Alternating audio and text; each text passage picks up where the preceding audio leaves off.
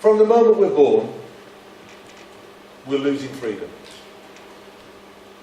At that moment, when we emerge from the womb, we are a perfectly free human being.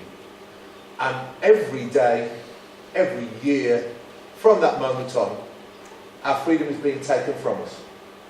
The state takes away. But then, it's very kind to us, because it gives us back rights. Those rights that the state thinks we should have. So we are losing freedom and gaining rights. But of course, those rights are only what the state believes is good for you. Because none of us are free. We claim to live in the Western free world. We claim that we are so much better than everyone else. But try to live differently. Try to say something different. Try to have an opinion that doesn't correspond with the mainstream.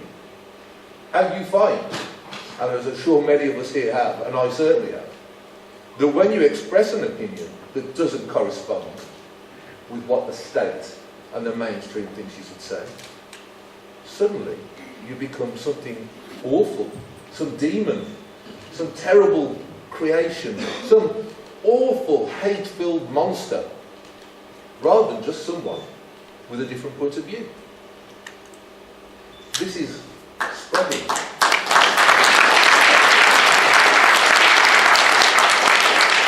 This is spreading. With new technology come new platforms and new opportunities to speak and express your opinions. And what happens? The state catches up. Oh no, we can't allow this. We've got to stop this. People are speaking freely. People are saying things we don't agree with. Well, let's clamp down on that. You've got more chance of a knock on the door from the police if you say something nasty on Twitter than you have if you go and burgle someone. That's the society we live in.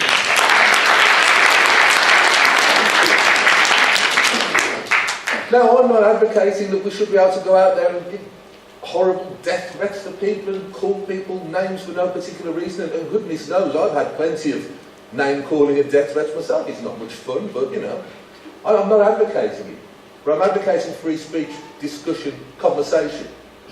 I'm advocating that we can live our lives as we wish. If we live within a very, very, very high bar of rules and laws, but actually harm no one, and live our lives as we choose to do, in the manner we choose to do it, well, why not? Why not? Why do we have to be controlled? Why do we have to be told what to do? I've always believed if there was a party out there that was called Leave Me the Hell Alone and Let Me Get On With It, they'd probably win by a mile.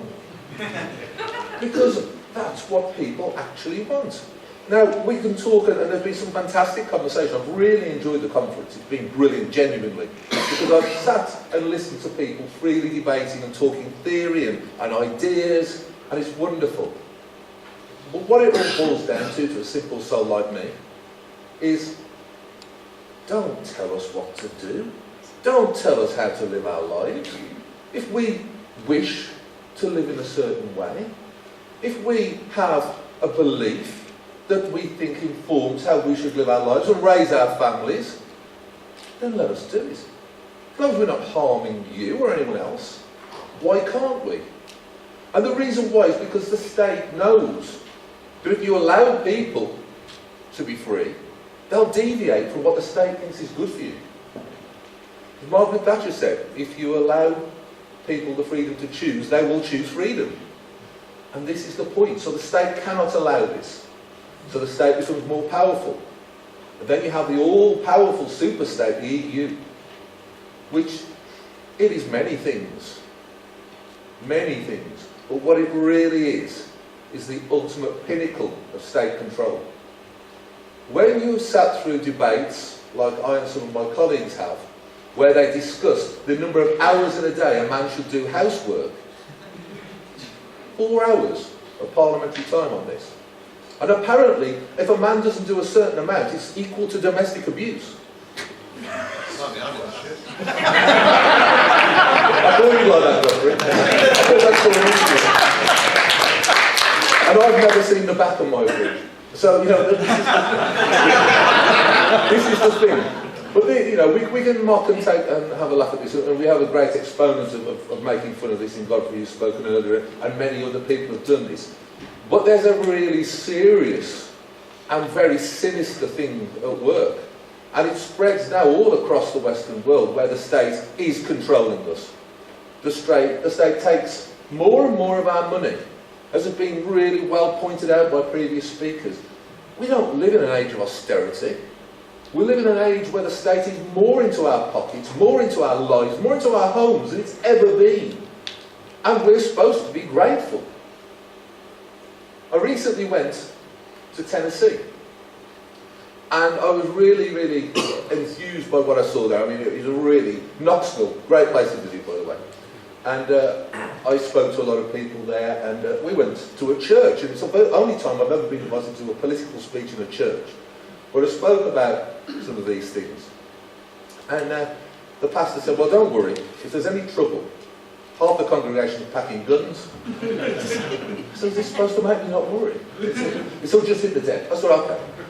Well, I said to him, why are you packing guns? Why do you hold so firm to that belief in your state?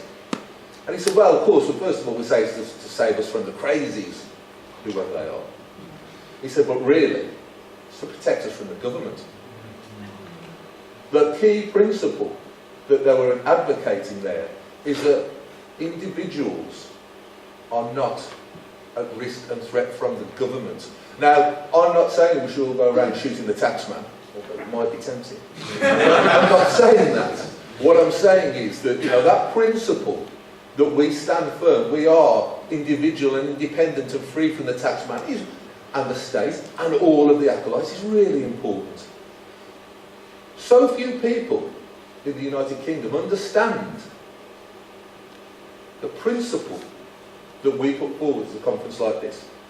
If they did, you would have a queue a mile long outside this building instead of the very handsome number of people we've got here now. Because people want that liberty and independence and freedom.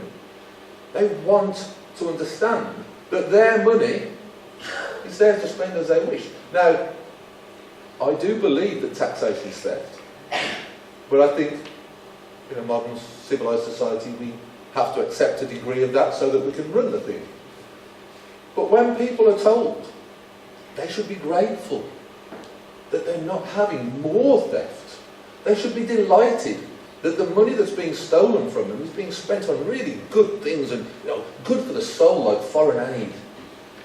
And things that are really going to be really valuable, like building HS2 and all these other wacky projects. And then at the same time told, we live in an age of austerity, you better fasten your belt a bit tighter. It's nonsense. And we need to understand that our nation and most of the Western world is technically and effectively broke, bankrupt, ruined by the system that we've lived under. And we need to see the changes that people like Mark and the Institute of Economic Affairs and the Taxpayers Alliance are talking about. We need to see some kind of change and some kind of movement within the UK to achieve that. Otherwise, eventually it's going to catch up. Sooner or later, you run out of other people's money. It's going to happen. So we need to understand that maybe not in the short term, but in the medium term, quite possibly, and God forbid there's any more huge banking crises or economic earthquakes that may well happen. And if you've seen the state of some of the countries in the EU, and what might be the ripple effect from that, it's very, very serious. We need to get our country together. We need to start seeing some new policies aimed at making our country sufficient and independent and free from state control from above. So once we've done that, we can free the people in the UK from state control from Westminster. And that's what really matters. Because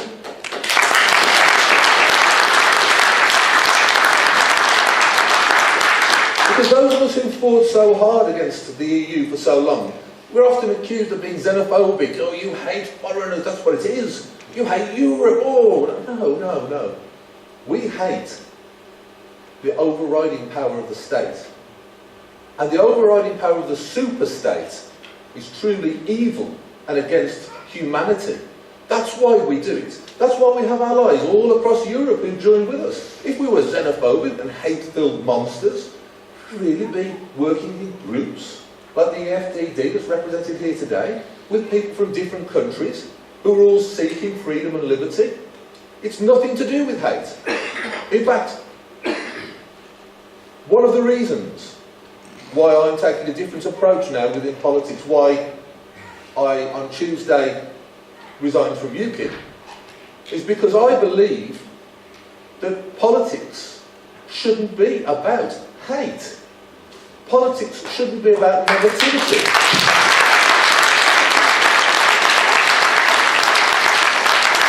The party that I joined in 2011 was not about that. It was a bright and positive, fun-packed, enjoyable cause. It's changed. And the present leadership, not the members, although there are many good people left in UKIP, but the present leadership is taking it down a route of hate, constant hate and negativity against everything, for nothing, believing in nothing but the others are a problem, and believing in nothing but state control through nationalisations. I mean, it's hard to comprehend. A party that still pretends to have Libertarian in its constitution put forward a manifesto with 3 nationalisations in it. This is insane. I felt that the time would come to leave, despite having thrown my life and soul into it and had some great times and been part of, as with many of you, the referendum success. But the time was right to leave and to take a positive, forward-looking, exciting, new vision, new approach, working with people who aren't held back by hate, people who actually see everyone as an individual on their own merits, give them the opportunity of their own freedom and liberty, give them the opportunity to break free, give people the chance of a bright, optimistic outlook. Politics with a smile rather than a sneer. An organisation and a movement which actually gives hope of a better future, which has scope to increase because it's so, I was going to say misunderstood, but not even known of in many quarters. But that can change because ideas are powerful. And there's no more powerful idea than liberty and freedom.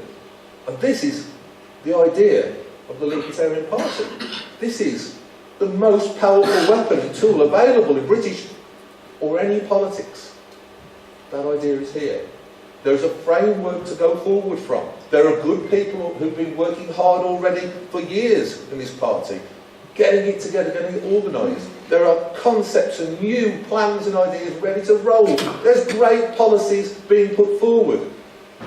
And after a very interesting meeting, which went for some hours with the chairman of the party, which I think you should actually congratulate him for sacrificing his liver for the cause, and he did extremely well. I was certainly persuaded, as were other people I've spoken to, and an increasing number who I will continue to speak to, that the way forward was the Libertarian Party. So today, I'd like to say, and I hope you'll welcome a new member of the team, as I announce to you that I am very, very proud to become a member of the Libertarian Party.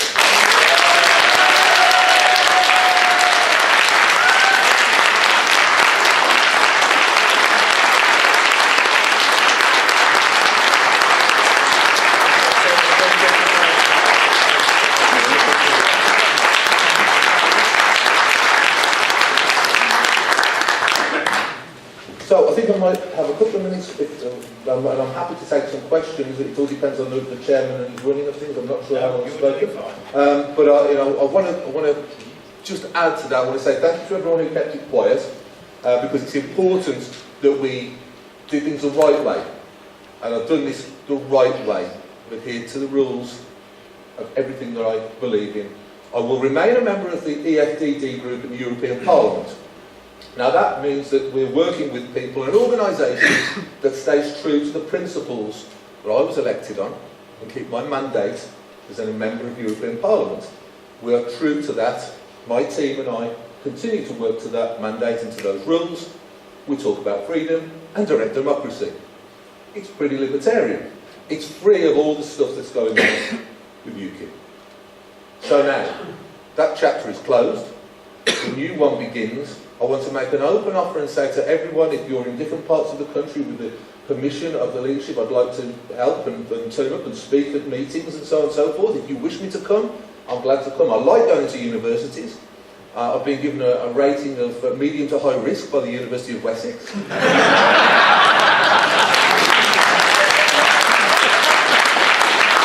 I'm absolutely delighted. I've got a way to go to catch up with Godfrey's list of blackballed universities, but I'm getting there. I never found out what the risk was. I've no idea what I was a risk of, but you know, I intend to be an even greater risk. Because if I can bring that risk of actually debate and freedom and conversation and new ideas, well, that's a risk that I'm going to impose as much as I possibly can on these universities. It's great fun. So anyone needs me, with the permission of the leadership of the party, I'll be more than happy to help. I think it's important. We'll start feeding back news from the front and the EU and let me know what's going on there. The battle for independence, let's not use that word Brexit, it's a tarnished word. It's a word ruined by Theresa May that means capitulation and surrender.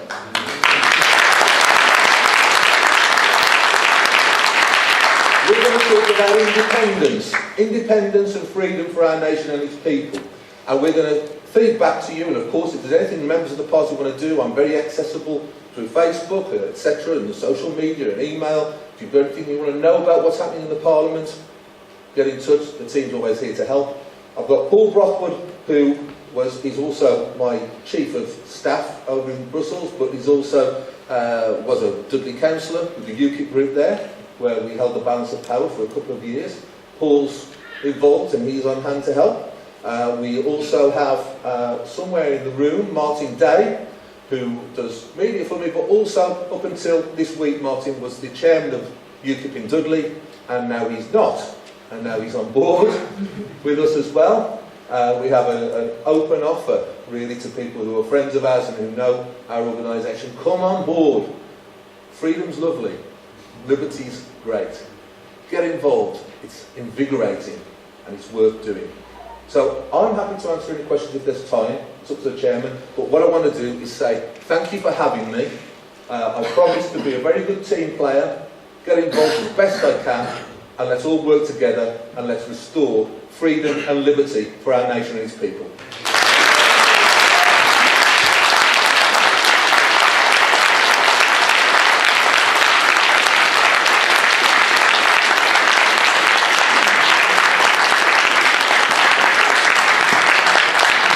No idea how difficult this is to keep a secret for nearly 6 weeks and dropping heavy hints to people. I'm very grateful for Bill coming on board. I think he's seen the light. And also to Paul as well, who actually joined the day before this announcement. If you'd have said to me 10 years ago, when myself and 4 other people, we can't even remember what the atrocity was that Gordon Brown had committed, that we decided enough was enough with founding the Libertarian Party. To actually get to this day where we've got our first MEP, I wouldn't have believed it, to be quite honest.